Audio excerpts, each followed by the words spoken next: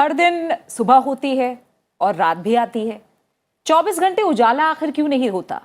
क्योंकि प्रकृति का नियम है, दिन के बाद रात भी आती है।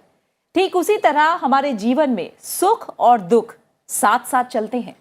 ठीक कहा प्रीति तुमने, और इसलिए ना तो अच्छे समय पर घमंड करना चाहिए और ना ही बुरे समय पर निराश होना चाहिए। अपने कर्म अच्छे होने चाहिए और बाकी सब कुछ समय पर छोड़ देना चाहिए। बिल्कुल, क्योंकि माना कि संकट के समय या हार को एक तरह से सामने देखकर जो धीरज और धैर्य है वो रखना आसान नहीं है, लेकिन इस मंत्र को जीवन में उतार लीजिए कि संकट और असफलता की घड़ी में हमेशा धैर्य से, धीरज से काम लीजिए। यही सच है कि सब्र ही दुख की घड़ी से उबार सकता है। अक्सर हमारे प्रयासों की विफलता हमें सफलता के पथ से भटका देती है। हम हार से नहीं हारते, बल्कि हार के भय से हार जाते हैं। नकारात्मक सोच से ही हमारी पराजय होती है, इसलिए प्रयासों में कभी कमी मत रखिए। हेलो इंडिया, मैं हूं प्रतिबिंब। हेलो इंडिया, मैं हूं प्रीति।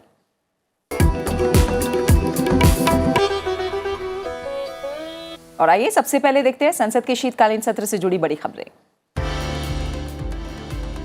आधार कार्ड को मतदाता सूची से जोड़ने वाले निर्वाचन विधि संशोधन विधेयक 2021 को संसद की मंजूरी मिल गई है। विधेयक लोकसभा के बाद कल राज्यसभा से भी पारित हो गया। कानून मंत्री ने कहा कि फर्जी मतदान रोकने में इससे मदद मिलेगी। 18 वर्ष पूरे हो जाने पर साल में 4 बार मतदान सूची में नाम जुड़वाने का मौका मिलेगा।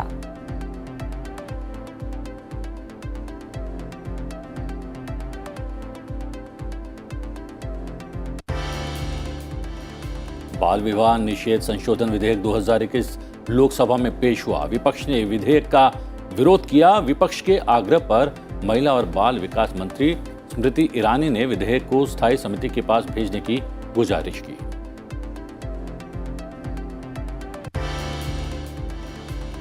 आंतरिक आतंकवाद पर पूरी तरह लगाम लगाने में सफलता के करीब है सरकार। लोकसभा में प्रश्नकाल के दौरान उठे एक सवाल का जवाब देते हुए गृह राज्य मंत्री ने कहा कि वामपंथी उग्रवाद के मामले में 1 साल के भीतर 70% की कमी आई है। प्रश्नकाल के दौरान विरोध कर रहे सांसदों से सदन की गरिमा को बनाए रखने की लोकसभा अध्यक्ष ने अपील की। मेंबर्स को उनकी सुविधा के लिए एक नए ऐप की जानकारी भी प्रदान की गई। ऐप के जरिए देख सकते हैं सदन की कार्रवाई का सीधा प्रसारण। साथ ही दैनिक कामकाज से भी जुड़े दस्तावेज इस पर उपलब्ध होंगे। तृणमूल कांग्रेस के सांसद डेरेक ओब्रायन मौजूदा सत्र के बाकी बचे दिनों के लिए राज्यसभा से निलंबित हुए हैं। रूल बुक को आसन की ओर उछालने के मामले में ये कार्रवाई हुई है। डेरेक ओब्रायन को शामिल करके कुल 13 विपक्षी सांसद इस सत्र से निलंबित हुए हैं।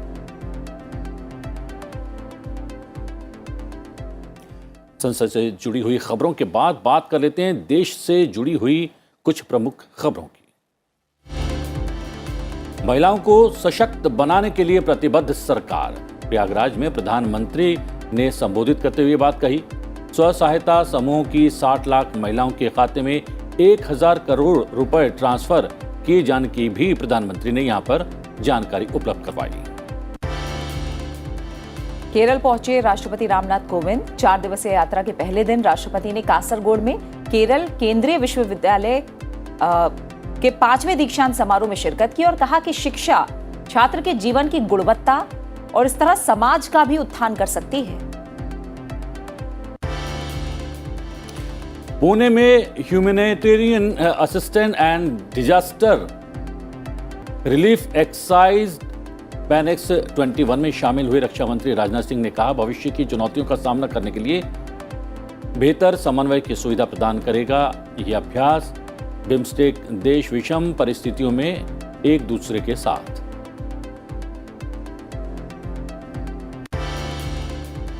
सुशासन सप्ताह के उपलक्ष्य में आयोजित एक कार्यक्रम में विदेश मंत्री एस जयशंकर शामिल हुए और उन्होंने कहा कि वैश्विक मंच पर भारत का कद काफी बढ़ गया है और दुनिया को भारत से काफी उम्मीदें हैं। अंतर्राष्ट्रीय व्यवस्था में बड़े परिवर्तन की वकालत करते हुए विदेश मंत्री ने कहा कि दुनिया हमसे वैश्वीकरण के युग में अधिक योगदान की अपेक्षा करती है। मंगलवार को संसद भवन परिसर में आयोजित हुई अनुसूचित जातियों और अनुसूचित जनजातियों के कल्याण संबंधी समिति की बैठक, वित्त संबंधी स्थायी समिति की बैठक का भी आयोजन किया गया। बैठक में तमाम मुद्दों पर चर्चा की गई। भारतीय जनता पार्टी के संसदीय दल की बैठक में प्रधानमंत्री नरेंद्र मोदी शामिल हुए। दिल्ली के अंबेडकर इंटरनेशनल सेंटर में हुई बैठक में केंद्रीय गृह मंत्री अमित शाह सहित तमाम मंत्री और सांसदों ने भी हिस्सा लिया। बैठक में वोकल फॉर लोकल, आगामी सुशासन दिवस के साथ ही कई अलग अलग मुद्दों पर चर्चा हुई। भारत में कोविड के ओमिक्रॉन वेरिएंट के मामले 200 के पार पहुंच गए हैं। ओडिशा में 2 नए केस सामने आए हैं। देश में 139 करोड़ के करीब पहुंचा कोविड टीकाकरण। पहाड़ों पर सर्द हवाओं से उत्तर भारत में कड़ाके की ठंड पड़ रही है। अगले 24 घंटों में शीतलहर जारी रहने का अनुमान है। कश्मीर घाटी में 40 दिन का चिल्लई कला का दौर भी शुरू हो गया है। और अब खबरें देश के चारों कोनों से राज्यों से जुड़ी हुई। बीजेपी अध्यक्ष जेपी नड्डा 2 दिवसीय गोवा दौरे पर हैं। उन्होंने दक्षिण गोवा में पार्टी के मडगांव कार्यालय में बीजेपी कार्यकर्ताओं के साथ बैठक की। जेपी नड्डा आज गोवा में बीजेपी सरकार के 10 साल के कार्यकाल का एक रिपोर्ट कार्ड जारी करेंगे। केंद्रीय मंत्री धर्मेंद्र प्रधान उत्तर प्रदेश के मऊ में बीजेपी की जन विश्वास यात्रा में शामिल हुए। उनके साथ बीजेपी के कई नेता भी इस यात्रा में शामिल थे। जन विश्वास यात्रा में भारी भीड़ देखी गई। कर्नाटक विधानसभा में धर्मांतरण विरोधी विधेयक पेश किया गया। गृह मंत्री आरागा ज्ञानेन ने विधानसभा में विधेयक को पेश किया। कांग्रेस ने इस बिल का विरोध करते हुए सदन से वॉकआउट किया।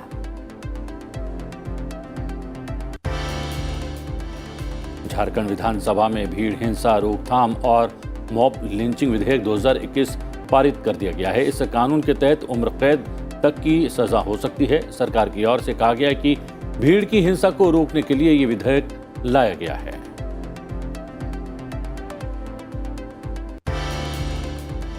गोवा में बीजेपी में शामिल होने वालों की संख्या बढ़ती जा रही है। अब महाराष्ट्रवादी गोमांतक पार्टी के पूर्व सदस्य परमेंद्र विष्णु बीजेपी में शामिल हो गए हैं। इस मौके पर गोवा के मुख्यमंत्री प्रमोद सावंत भी मौजूद थे। गोवा में विधानसभा चुनाव के पहले बीजेपी के एक और विधायक ने इस्तीफा दे दिया है। बीजेपी विधायक कार्लोस अल्मेडा ने विधायक पद और पार्टी की प्राथमिक सदस्यता से इस्तीफा दिया। परिसीमन आयोग की सिफारिश के बाद गुप्त कर घोषणा पत्र गठबंधन की बैठक हुई। इसमें जम्मू कश्मीर के मौजूदा हालात और केंद्र शासित प्रदेश के लिए विधानसभा क्षेत्रों की सीमा नए सिरे से निर्धारित करने के परिसीमन आयोग की सिफारिशों पर चर्चा की गई। जम्मू कश्मीर बिजली विकास विभाग के कर्मचारियों ने प्रशासन के साथ कई दौर की बातचीत के बाद अपनी हड़ताल वापस ले ली है। पीडीडी और भारत विद्युत ग्रिड निगम के विलय पर प्रशासन ने फिलहाल फैसला टाल दिया है, जिसके बाद कर्मचारी काम पर लौट आए। कोलकाता नगर निगम चुनाव के नतीजे पूरी तरह टीएमसी के पक्ष में रहे हैं। टीएमसी ने यहां 134 सीटों पर परचम लहराया है। वहीं बीजेपी के खाते में महज 3 सीटें आईं। 19 दिसंबर को चुनाव में करीब 64% मतदान हुआ था। कोलकाता नगर निगम चुनाव में बम्पर जीत हासिल करने के बाद तृणमूल कांग्रेस की अध्यक्ष और पश्चिम बंगाल के मुख्यमंत्री ममता बनर्जी गुवाहाटी पहुंची और वहां उन्होंने मां कामाख्या मंदिर में पूजा अर्चना की। केरल के कोझिकोड जिले के चालियार नदी में पर्यटन को बढ़ावा देने के लिए नौका दौड़ का आयोजन किया गया। प्रदेश के पर्यटन मंत्री पीए मोहम्मद रियाज ने इसकी शुरुआत की। इसमें अलग अलग जगहों के नाविकों ने भाग लिया।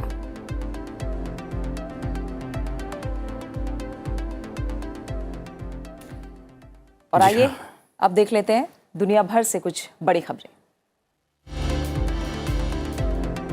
16 दिसंबर 2021 को फिलीपींस ने इस साल का सबसे बुरा मंजर देखा है, जब तूफान राय ने भीषण तबाही मचाई। तूफान से मरने वालों की तादाद बढ़कर 375 हो गई है। 56 लोग अभी भी लापता हैं।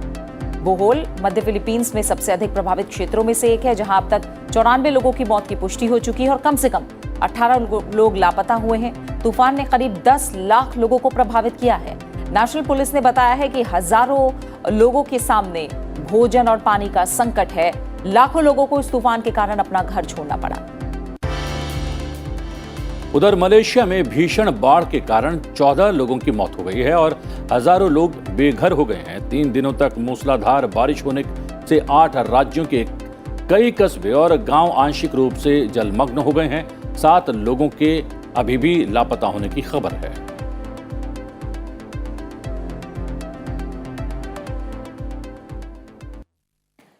और इन खबरों के बाद अब बात कुछ और अहम खबरों की। अगर हम देखें तो केंद्र और राज्य सरकारों की जो योजनाएं हैं और कार्यक्रम हैं प्रतिबिंब, वो महिलाओं के जीवन में एक बड़ा बदलाव ला रहे हैं। ठीक बात है। और उन्हें सुरक्षा भी दे रहे हैं। जी हाँ, महिला सशक्तिकरण पर अपनी तरह के एक अनूठे कार्यक्रम का उत्तर प्रदेश में आयोजन किया गया। इस कार्यक्रम में 2 लाख से अधिक महिलाओं ने हिस्सा लिया। कार्यक्रम के दौरान प्रधानमंत्री नरेंद्र मोदी ने विशाल महिला शक्ति को संबोधित किया। उन्होंने बिना किसी भेदभाव के महिलाओं को बढ़ावा देने की बात की, साथ ही लाभार्थी महिलाओं से संवाद भी किया। उत्तर प्रदेश के प्रयागराज में महिला सशक्तिकरण के एक खास कार्यक्रम में प्रधानमंत्री नरेंद्र मोदी शामिल हुए। इसमें 2 लाख से ज्यादा महिलाओं ने भाग लिया। इनमें से बहुत सी महिलाएं ऐसी थीं जिन्हें सरकार की कई योजनाओं का लाभ मिल रहा है। प्रयागराज में प्रधानमंत्री का पूरा भाषण आधी आबादी पर फोकस रहा। प्रधानमंत्री ने कहा कि यूपी में महिलाओं के विकास के लिए जो काम हुआ है वो सबके सामने है। महिलाओं के सशक्तिकरण के लिए जो काम हुआ है वो पूरा देश देख रहा है। अभी यहां मुझे मुख्यमंत्री कन्या सुमंगला योजना की 1 लाख से ज्यादा लाभार्थी बेटियों के खातों में करोड़ों रुपए ट्रांसफर करने का सौभाग्य मिला। ये योजना गांव गरीब के लिए, बेटियों के लिए भरोसे का बहुत बड़ा माध्यम बन रही है। प्रधानमंत्री ने कहा कि बिना किसी भेदभाव, बिना किसी पक्षपात के बेटियों के भविष्य को उज्जवल बनाने के लिए सरकार निरंतर काम कर रही है। बेटियां भी चाहती हैं कि उन्हें पढ़ाई लिखाई के लिए आगे बढ़ने का पूरा समय मिले, वो भी बिना किसी भेदभाव के। अभी कुछ दिन पहले ही केंद्र सरकार ने एक और फैसला किया है। पहले बेटों के लिए शादी की उम्र कानूनन 21 साल थी, लेकिन बेटियों के लिए ये उम्र 18 साल की ही थी। बेटियों भी चाहती थी कि उन्हें उनकी पढ़ाई लिखाई के लिए, आगे पढ़ने के लिए समय मिले, बराबर अवसर मिले। इसलिए बेटियों के लिए शादी की उम्र को 21 साल करने का प्रयास किया जा रहा है। प्रधानमंत्री ने इस मौके पर महिलाओं की मदद के लिए 202 पोषक आहार निर्माता इकाइयों की आधारशिला रखी और स्व सहायता समूहों के खातों में सीधे ही 1000 करोड़ रुपए की राशि भेजी। इसका लाभ करीब 16 लाख महिलाओं को मिला।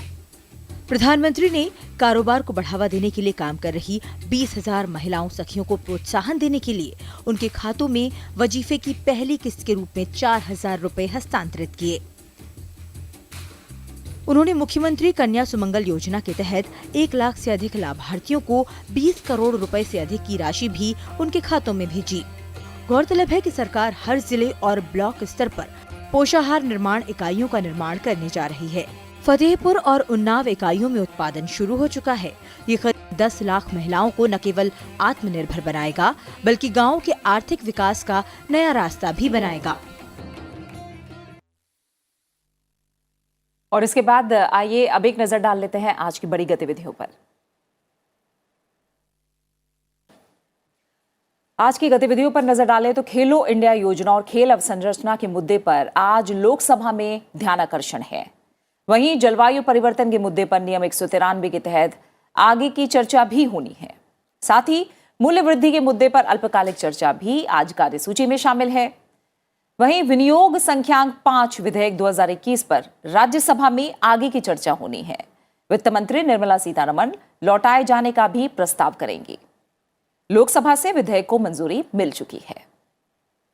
दोनों सदनों में पेश किए जाएंगे उद्योग संबंधी स्थायी समिति के प्रतिवेदन और पेट्रोलियम और प्राकृतिक गैस संबंधी स्थायी समिति की रिपोर्ट भी पेश होगी। साथ ही सरकारी आश्वासनों संबंधी समिति के प्रतिवेदन भी लोकसभा में पेश होंगे। आज केरल यात्रा के दूसरे दिन राष्ट्रपति रामनाथ कोविंद कोच्चि में दक्षिणी नौसेना कमान के परिचालन प्रदर्शन को देखेंगे। उपराष्ट्रपति दिल्ली के विज्ञान भवन में भारतीय वैज्ञानिकों को समर्पित एक कार्यक्रम में हिस्सा लेंगे और प्रेरणादायक वैज्ञानिकों के जन्म शताब्दी समारोह का उद्घाटन करेंगे। आज लोकसभा की ऊर्जा समिति, विदेश मामले संबंधी समिति की बैठक भी आयोजित होगी। वहीं लोकसभा की लाभ के कार्यालय पर संयुक्त समिति और याचिका संबंधी समिति की बैठक भी आयोजित होनी है।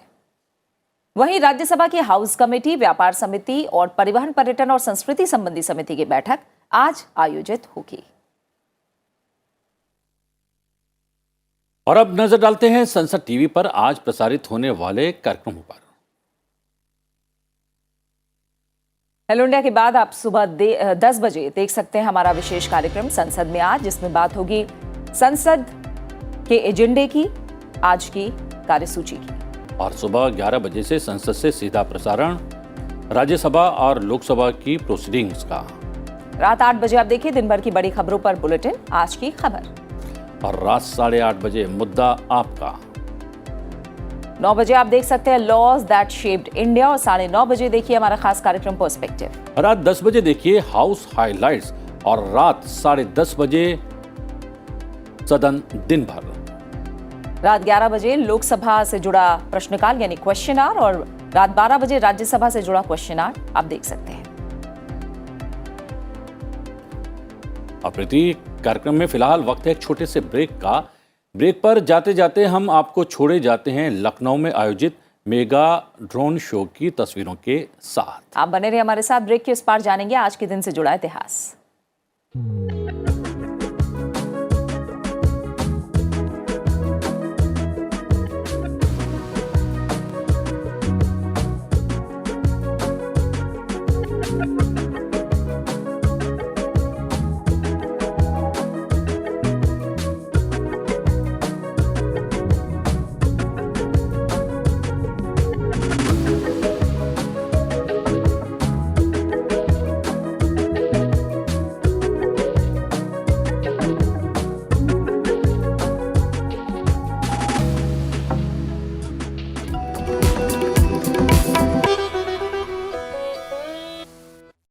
संसद के कामकाज का पूरा ब्यौरा सर्वदलीय बैठक के अंदर भी लोकसभा और राज्यसभा के एजेंडे पर विस्तार से नजर।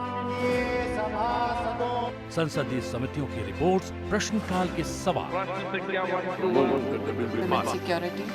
विधेयकों के मायने, चर्चा के मुद्दे, सत्ता पक्ष और विपक्ष की रणनीति का हर अपडेट देखिए संसद में आज सुबह 10 बजे संसद टीवी पर।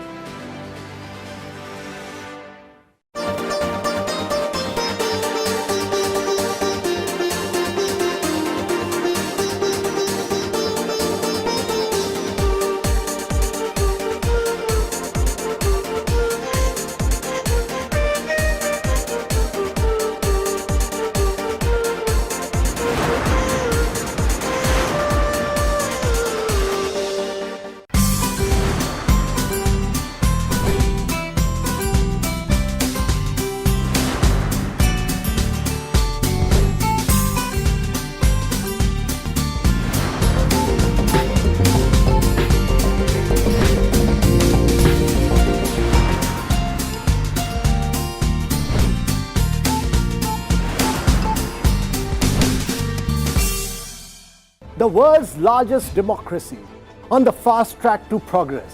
Its journey to a $5 trillion economy driven by big ticket reforms, groundbreaking projects, sustainable infrastructure. Watch the unfolding India growth story with me, Amitabh Kant, on Transforming India, only on Sansad Television.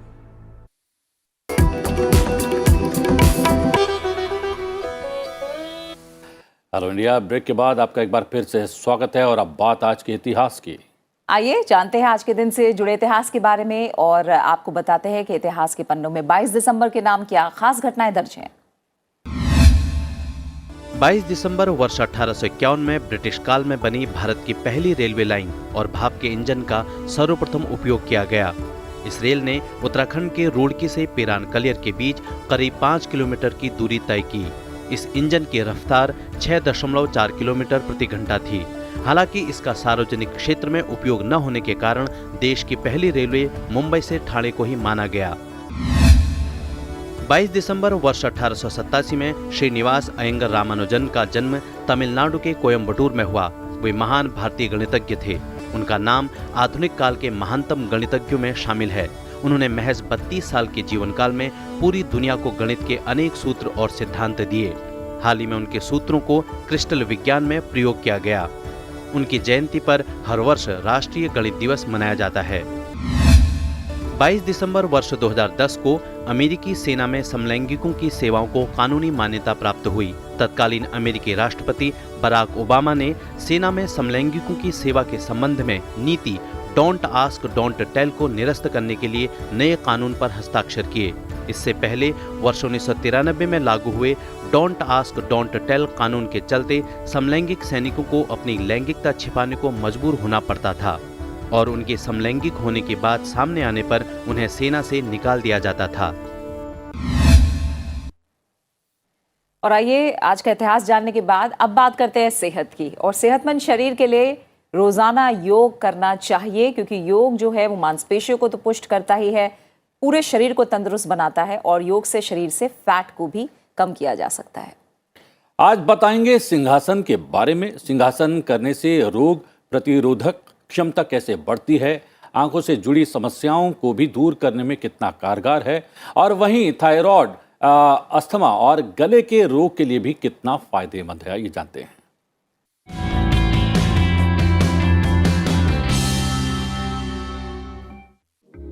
सिंहासन के अभ्यास के लिए वज्रासन की स्थिति में बैठ जाएं।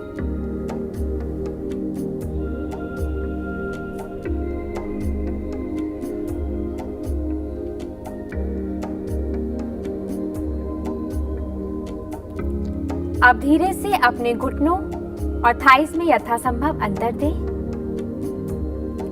अपने दोनों हाथों को घुटनों के बीच रखें, उंगलियों की दिशा शरीर की ओर।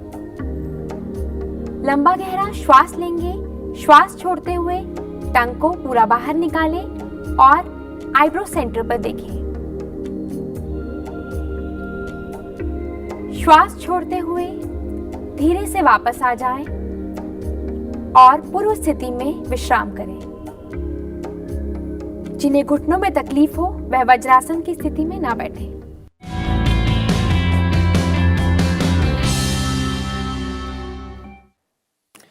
ये एक और कारगर बात बता देता हूँ मैं। कोविड काल चल रहा है और कोविड के दौरान जिनको कोरोना हो गया था उनके लिए बहुत फ़ायदेमंद रहा था ये आसन, क्योंकि उनका गला चौक हो जाता था और उनका दम घुटने लगता था। कोई दवा, कोई गार्गल कारगर नहीं होता था। ये सिंहासन है जिसने लोगों के गले खोल दिए और उनको एक बार फिर से जीवन कहीं ना कहीं प्रदान किया। इसीलिए कहा जाता है कि जो सिंहासन है, इसे करने से पूरा रेस्पिरेटरी सिस्टम आपका कहीं ना कहीं बहुत मजबूत होता है, फेफड़े मजबूत होते हैं। और सबसे अच्छी बात है क्योंकि इसमें आंखों को भी एक दिशा में आईब्रो के बीच में देखना है, आंखों की भी एक्सरसाइज है इससे। और फेस के लिए जो हम कहते हैं ना, जब जीभ बाहर निकालना, ये फेशियल मसल्स जो हैं उनके लिए भी कहीं ना कहीं फायदेमंद है। यानी एक सिंहासन आपको कितने सारे फायदे दे सकता है, तो इसे भी अपनी दिनचर्या में जरूर शामिल करें। और अब जाते जाते क्या दिखा रही हो? बिल्कुल, अब इजाजत लेने का वक्त हो गया और जाते जाते आपको छोड़ जाते हैं ओडिसी नृत्य की सुंदर प्रस्तुति के साथ। हमें दीजिए आज्ञा। नमस्कार। नमस्कार। त्रिभंगस्थान संस्थान, त्रिभंगस्थान संस्थान, महिषासुर मर्दिनी, महिषासुर मर्दिनी, महिषासुर मर्दिनी, महिषासुर मर्दिनी।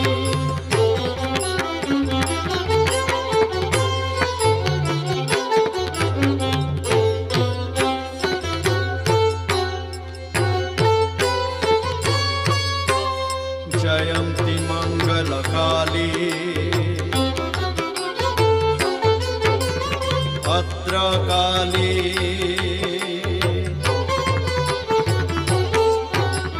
कपालिनी,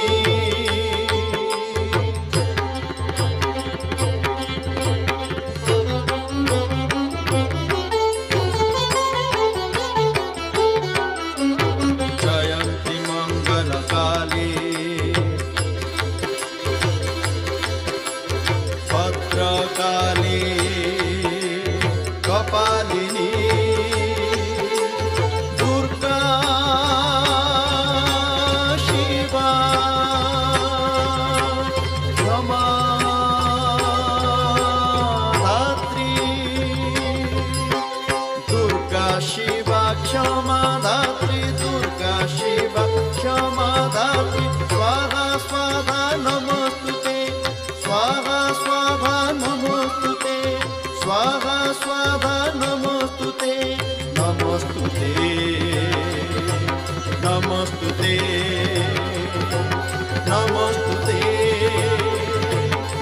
नमस्ते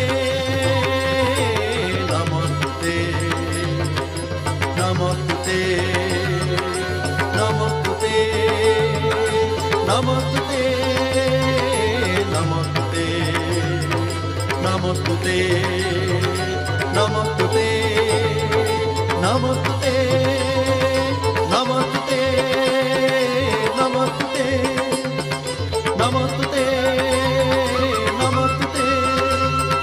नमस्ते नमस्ते नमस्ते नमस्ते नमो